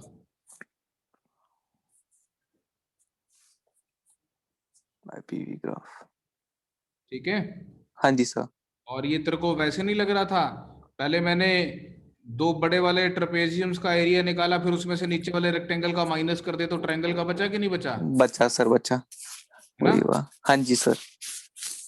तो जब भी आपको किसी इसको साइक्लिक प्रोसेस बोलते हैं. A B C A एक साइकिल कंप्लीट होगी, घूम फिर के वहीं आ गए. क्या हाँ बोलते जी. हैं इसको? Cyclic process. तो साइक्लिक प्रोसेस के अंदर घूम फिर के वहीं आ गए. इनिशियल स्टेट और फाइनल स्टेट सेम हो गई. उसका वर्क डन जब भी निकालेंगे तो area enclosed bye PV graph. Right. Right sir. तो अब एक और बात समझनी है ध्यान से. अगर तेरे को हाँ पीवी जी. ग्राफ ऐसा दिया हुआ है हाँ जी. और एक केस में पीवी ग्राफ ऐसा दिया हुआ है, तो इसमें work done by the gas positive आएगा और इसमें work done by the gas. Negative. क्यों? सर क्योंकि पहले वॉल्यूम कम हो रही है नीचे, क्योंकि हम नीचे से जा रहे हैं ना, नीचे से कहीं से एरो है। मर्जी शुरू कर ले, तो ए से चला और जब तू बी तक गया तो तेरे पास ये वाला एरिया आया हाँ पॉजिटिव जी। में, और जब तू बी से सी गया तो तेरे पास ये वाला एरिया आया नेगेटिव में, है ना। हाँ जी सर, करेक्ट। एक्सपेंशन के दौरान का जो वर्क है वो ज्यादा आ रहा है ना कंप्रेशन के दौरान के वक्त से, हाँ जी सर, आ रहा है। मैग्नीट्यूड में। Yes sir. और इसमें जब तू ए से बी पर गया, ए से बी पर तो गया ही नहीं, तो इधर से गया ए से बी पर, हाँ जी सर, इस नीचे रास्ते से। से गया ना ए से बी पर। हाँ जी सर, तो नीचे का ही एक्सपेंशन के दौरान ऑरेंज वाला वर्क है और कंप्रेशन के दौरान ये वाला वर्क है। वर्क है। हाँ जी सर।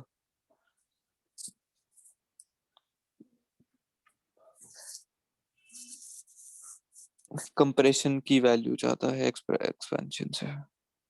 तो वर्क डन ड्यूरिंग एक्सपेंशन का मैग्नीट्यूड कम आ रहा है, work done during compression. Compression से नेट वर्क डन नेगेटिव आने वाला है। ठीक, यस सर, करेक्ट। याद रहेगा ये। हाँ जी सर।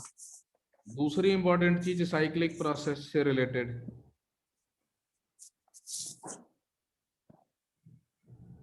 इनिशियल स्टेट और फाइनल स्टेट सेम है, हाँ जी।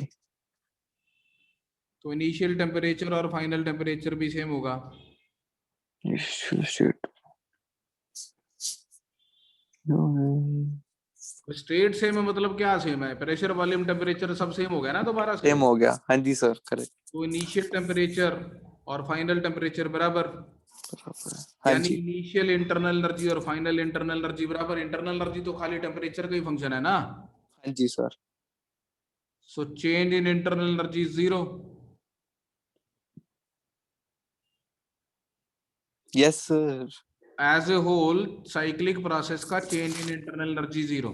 जीरो है। मैं ये नहीं कह रहा हूँ इंटरनल एनर्जी कांस्टेंट रहती है, मैं कह रहा हूँ ओवरऑल चेंज जीरो है। जीरो है। हाँ जी सर, कांस्टेंट।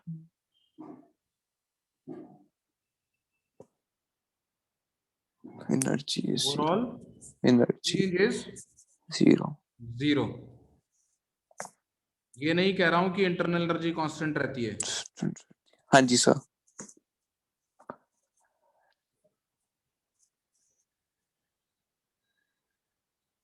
ठीक, यस सर, करेक्ट। अब delta U Q minus W होता, जब डब्ल्यू बाई दी गैस लिखते हैं, अगर ऑन दी गैस लिखते तो प्लस होता, हाँ जी सर। मतलब तो ये लिखते हैं क्यू माइनस डब्ल्यू। ठीक है, यस सर। अब डेल्टा यू जीरो है, यानी Q for the complete cycle minus W for the complete cycle is zero. Yes sir, दोनों यानी इक्वल आ नेट हीट और नेटवर्क बराबर होंगे। यस सर, भाई इक्वल आ जब रहे हैं। गैस की इंटरनल एनर्जी में नेट चेंज नहीं हुआ, यानी कि उसने जितनी एनर्जी ली उतनी दे दी होगी, हाँ जी सर। या इसमें जितनी भी। दी है उतनी ली भी होगी, यही बात है ना। हाँ जी सर। ठीक है, यस सर, करेक्ट। अब मुझे ये बता कि अगर मैं तेरे को ऐसे एक साइक्लिक प्रोसेस दूं और तेरे से पूछूं बता एक कंप्लीट साइकिल में गैस ने हीट एब्जॉर्ब करी या रिजेक्ट करी। एब्सो तो एब्सॉर्ब कर रही है।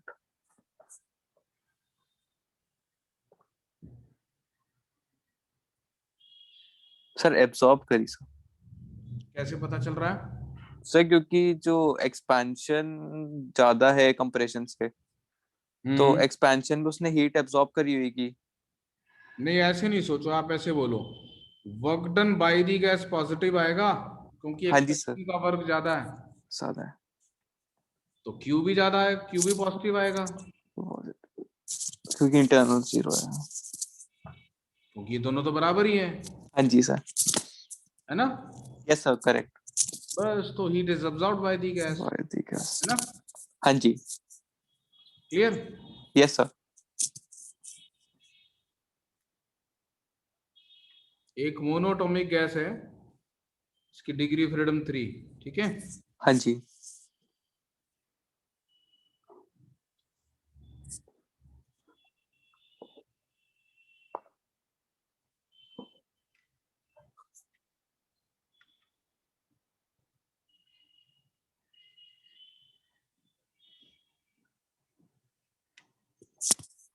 एक प्रोसेस दिया हुआ ABCD, हाँ जी।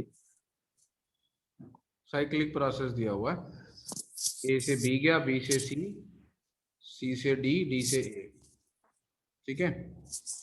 यहाँ पे प्रेशर P0 है, यहाँ पे P2P। V0 है, हाँ जी। यहाँ पे सपोज वॉल्यूम V0 है, और यहाँ पे सपोज वॉल्यूम 2V0 है। नॉट।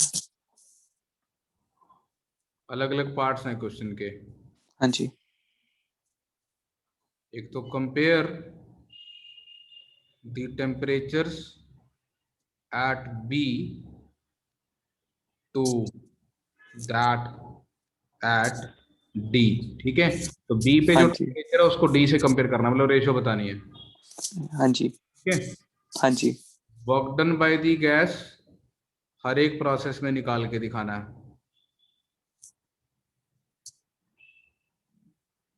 ठीक है। हाँ जी।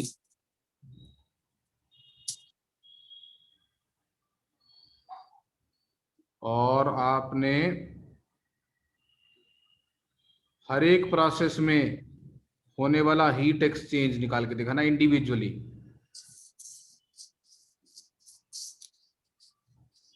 ठीक है। हाँ जी सर। सारी वैल्यूज निकाल के दिखानी है, कर हाँ सकते। जी। ये सॉल्व कर लिया तो तेरे को फिजिक्स वाला थर्मोडायनेमिक्स मोटा मोटा सॉल्व करना आ गया। उसके बाद तेरे को बहुत सारे रिजल्ट्स याद कराऊंगा मैं सॉल्व करवा के। बट ये एलिमेंट्री तरीके से सॉल्व करना अगर तुझे आ गया तो काफी चीजें अपने आप कर पाएगा। हाँ जी सर।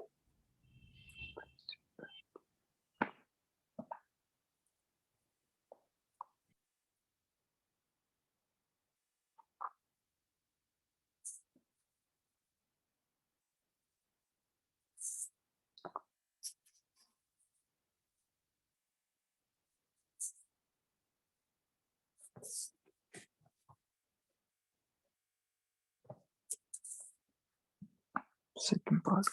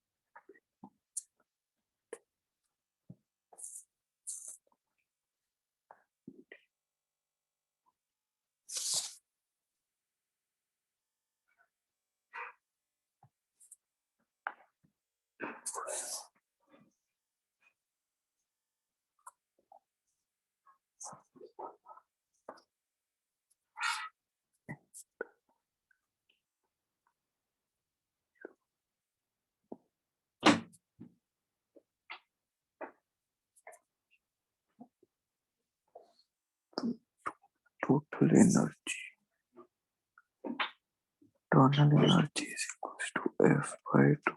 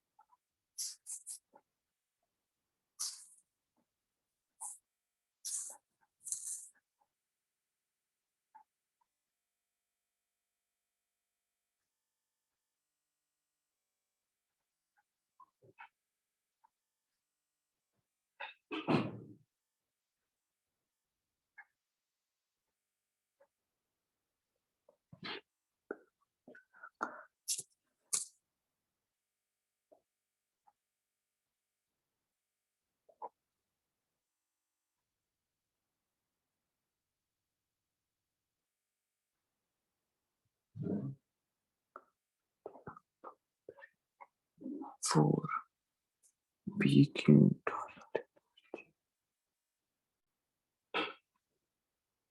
4 times.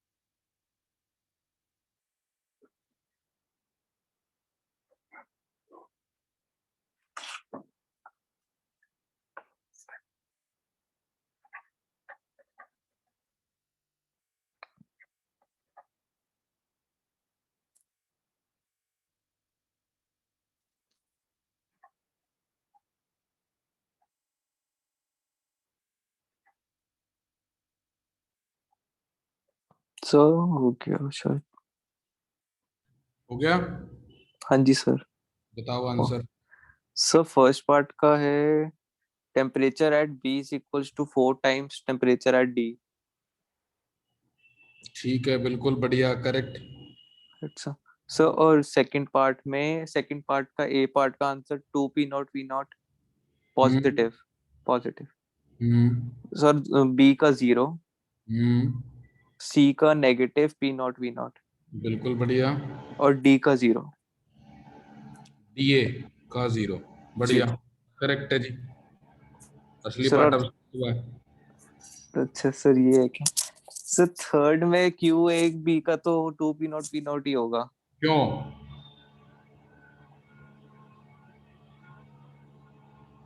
हमारे पास फॉर्मूला होता है delta U is equal to Q minus W. तो क्यू निकालना है तो डेल्टा यू प्लस डब्ल्यू ये लगाना पड़ेगा। अच्छा हाँ, 0 तो कर ही नहीं सकते ना, वो तो टोटल में और होती है। Internal energy for an ideal gas is F/2। To NRT।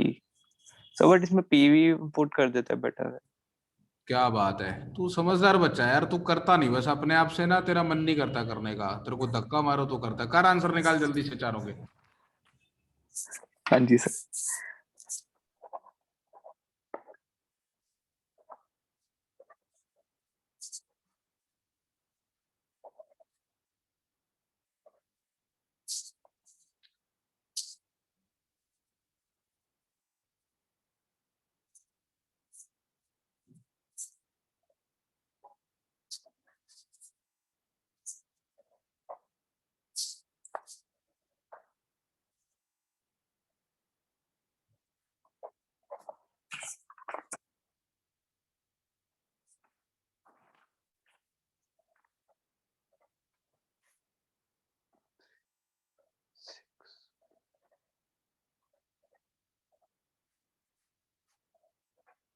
4 P naught V naught Q A P.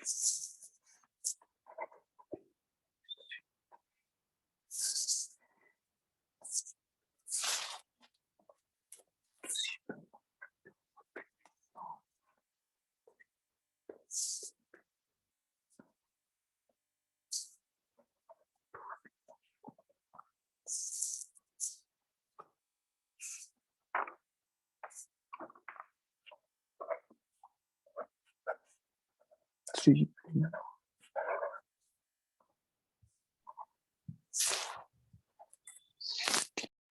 CD में था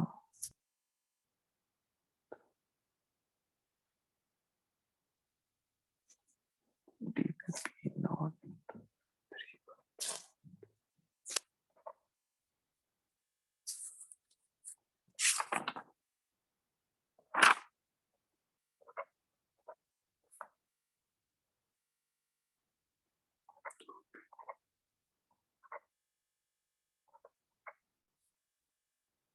So 2 plus 3 5.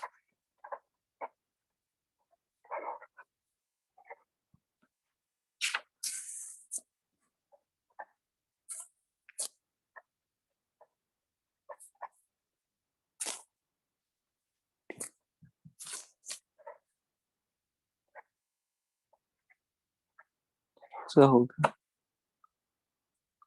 क्या आंसर? सब ए बी का है 4 P naught V naught. कैसे आया?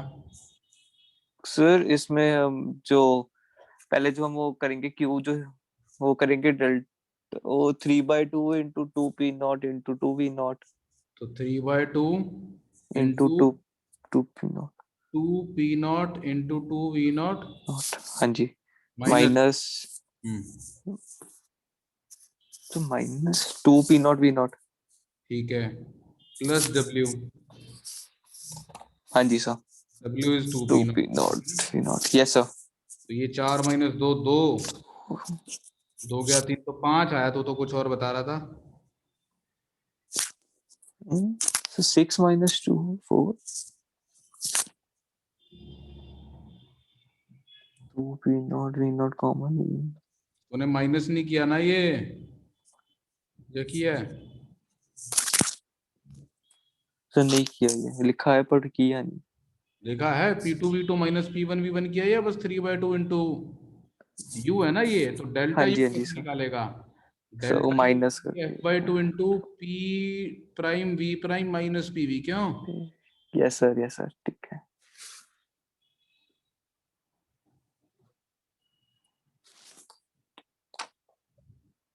तो QAB आ गया 5 P naught V naught. हाँ जी सर QBC सर मेरा 3 P naught V naught आया बट गलत हो QBC will be 3 P naught V naught कैसे V naught. ये हो जाएगा डेल्टा U प्लस W है ना हाँ जी सर W W तो तो 0 ही है 0 है. हाँ जी डेल्टा U हो जाएगा 3/2 टाइम्स P2 V2 यानी 2 P naught वो यार माइनस आ रहा है ना तो वही माइनस नहीं किया ना तभी तो क्या गलत आएगा sir. P naught into 2 V naught और P naught into 2 V naught ये तो V गलत naught हाँ जी सर तो सब क्या तो से ये हो गया 2 P naught V naught 2 P sir negative of P naught V naught minus 3 P naught P V naught naught आया V ना naught. यार हाँ जी 2 से 2 गया 3. हाँ जी सर ठीक है सर तो मेरा 3 कैसा आ गया पता नहीं तू कुछ ना कुछ तो जुगाड़ किया है तूने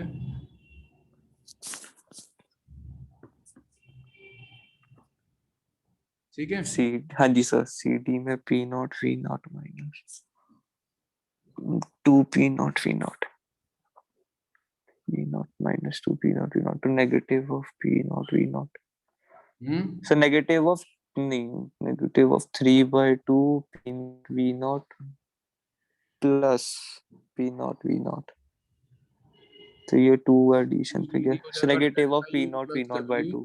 डेल्टा U हो जाएगा 3/2 times of P naught V naught minus 2 P naught V naught plus W कितना था W so P naught V naught. अबे यार मैं ना मन करता है यार मतलब सर नेगेटिव ऑफ सामने बिठा के पढ़ाऊं तेरे को negative of P naught V naught. तो कितना बचा ये? तो ये हो गया 3। नहीं, वो नहीं, वो अपन नेगेटिव 3/2 जो -v0 2। v0 बचा ना, हाँ जी सर, +2 हो -8 गया। ढाई हो गया ना, माइनस का 5/2। तो ये भी सही आ गया, बस मेरा पॉजिटिव में आया। तू बस है ऐसे जबरदस्ती थोड़ा। अगले में हो बस ये हो गया, ए पे 2p0 v0 -p0 v0 p0 3/2 p0। तो अगले का 3/2 p0। एक तो निकाल ही। क्यू डी है, देखो ये ठीक है कि नहीं? तो 3/2 इंटू p0 v0 एक आया, और हाँ जी, दूसरा तो 0 बच गया है। हाँ जी सर, एक तो निकाल ही दिया। ये आ गया 3/2 p0 v0। बढ़िया, ये क्लियर हो गया। हाँ जी सर।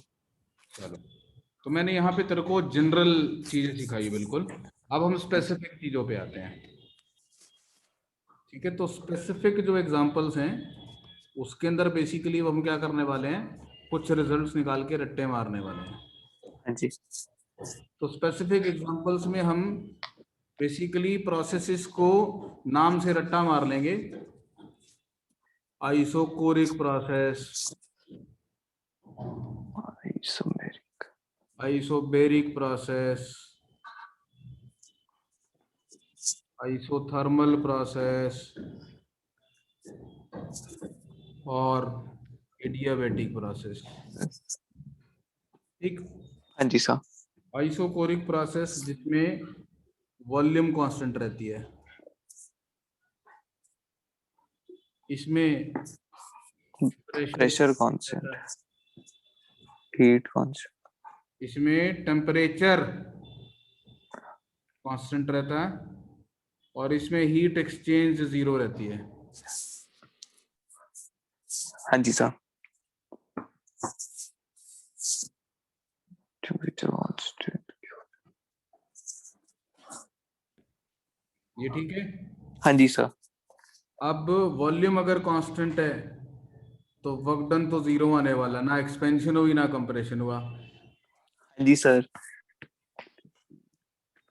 अब फर्स्ट लॉ ऑफ थर्मोडायनेमिक्स से Q डेल्टा U के बराबर आने वाला है, आने वाला है। हाँ जी।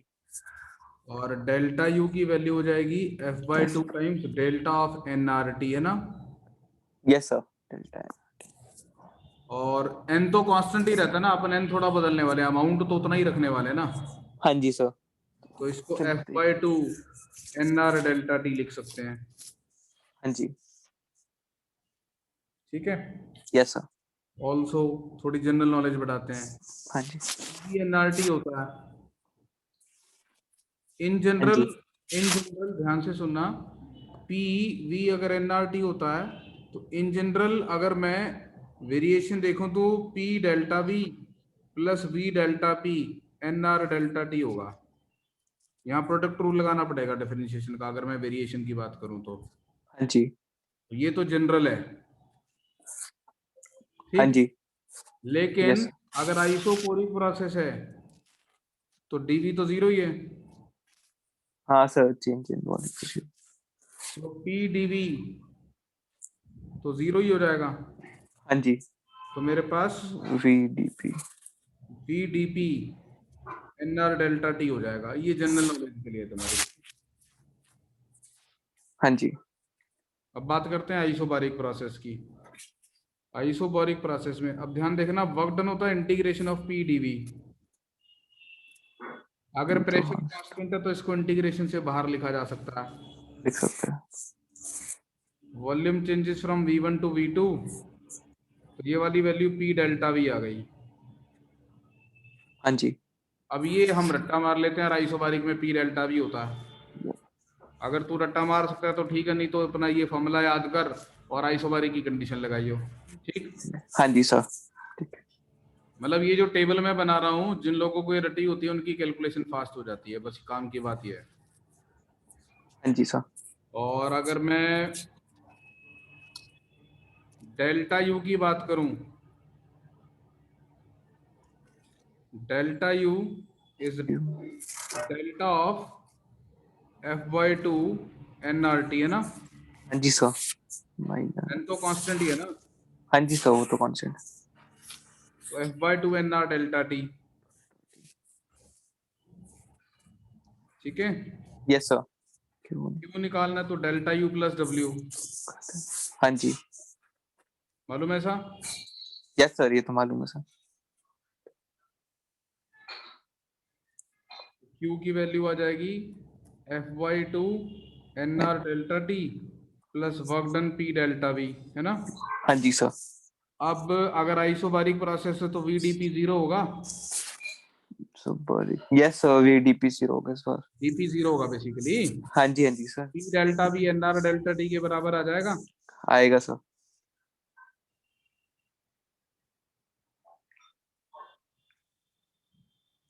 तो ये बन जाएगा तेरा f+2/2 times nR delta t, ठीक। यस सर, ये वाला जो फॉर्मूला है इसको लिख देते हैं n CV delta t where CV is FR/2, और ये वाले फॉर्मूले को लिख देते हैं n CP delta t where CP is f+2/2 times R। इसको बोल देते हैं molar heat capacity at constant volume, हाँ जी, बस,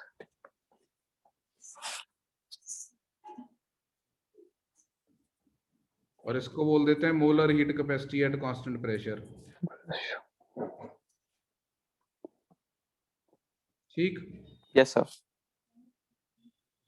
बढ़िया वैल्यूज की नहीं सुनी है कि नहीं सुनी है ये, हाँ जी सर ये तो सुनिए, पक्का ना। हाँ जी सर। ठीक है, अब बात करते हैं आइसोथर्मल प्रोसेस की। आइसोथर्मल प्रोसेस में टेम्परेचर कांस्टेंट, वर्क डन का फॉर्मूला सबसे इंपॉर्टेंट है इसमें, इसमें पी कांस्टेंट नहीं है, हाँ जी सर, पी को nRT/v लिख देते हैं।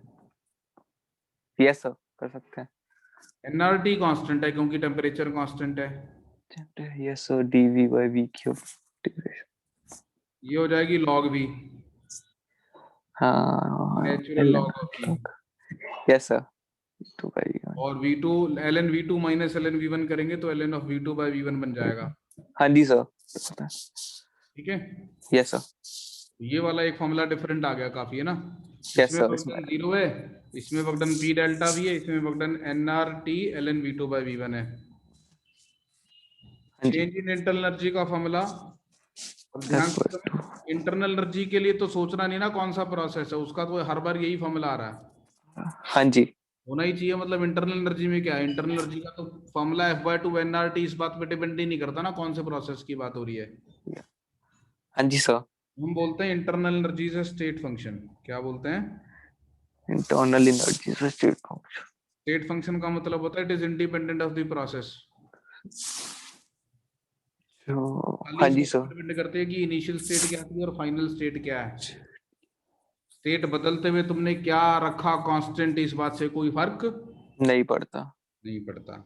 और क्यों निकालना है तो इसका फॉर्मूला रट्टा नहीं मारना है, बस ये डेल्टा यू प्लस डब्ल्यू से निकाल लेंगे क्योंकि इसमें कुछ सुंदर फॉर्मूला आता नहीं है।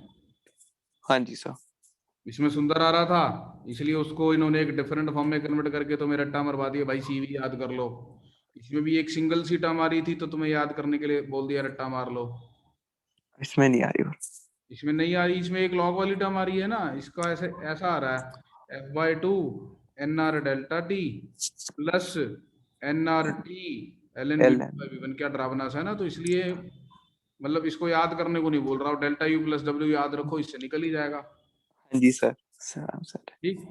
यस सर, एडियाबेटिक प्रोसेस में Q0, so delta U must be equal to W work, हाँ जी, minus W, Q delta U plus W होता है where W is the work done by the gas, है ना। हाँ जी सर, तो अगर ओके, Q 0 है तो डेल्टा यू माइनस डब्ल्यू के बराबर। अब हाँ जी डेल्टा सर, यू तो सब जगह पे वही होता है f/2 nR डेल्टा t, हाँ, और इसमें नेगेटिव कर डब्ल्यू देंगे minus work, f/2 nR delta t हो जाएगा। हाँ जी, इसका और एक डरावना सा फॉर्मूला है P1 V1 minus P2 V2 upon gamma -1, फिलहाल इसको याद कर ले, जी नेक्स्ट क्लास में डेराइव करके दिखाऊंगा। ठीक है सर। और इसमें एक और इन्फॉर्मेशन, प्रेशर और वॉल्यूम में एक एडिशनल रिलेशनशिप एग्जिस्ट करती है apart from PV is equal to NRT, and that relationship is PV gamma is equal to constant. सुना होगा जरूर, यस सर, सुना दो है सर। इसको मैं प्रूव करके दिखाऊंगा नेक्स्ट क्लास में। गामा सीपी बाय सीवी को बोलते हैं, जो भी इसकी यस सीपी और सीवी की रेशियो थी उसको गामा बोलते हैं। इसको केमिस्ट्री वाले पॉइजन्स रेशियो बोलते हैं और हमें एडियाबेटिक इंडेक्स बोलते हैं। हाँ जी सर। ठीक, यस सर। समझा? हाँ जी सर। तो ये याद रखियो, to be derived in the next class. Yes sir. Next class. Yes sir. तो मुझे लगता है ये पढ़ने के बाद तो एक बार अब अपने वो कर ले, फिर नेक्स्ट क्लास में थर्मोडायनेमिक्स फिनिश कर देंगे हम। Okay sir. Sir next class कर लेना। हाँ नेक्स्ट क्लास कर ले बिल्कुल, इसमें ठीक है थर्मोडायनेमिक्स फिनिश कर देंगे और उससे नेक्स्ट क्लास में फिर मैं हीट ट्रांसफर करूंगा। Okay sir. चलो ठीक है बेटा, बाय सर। बाय बेटा।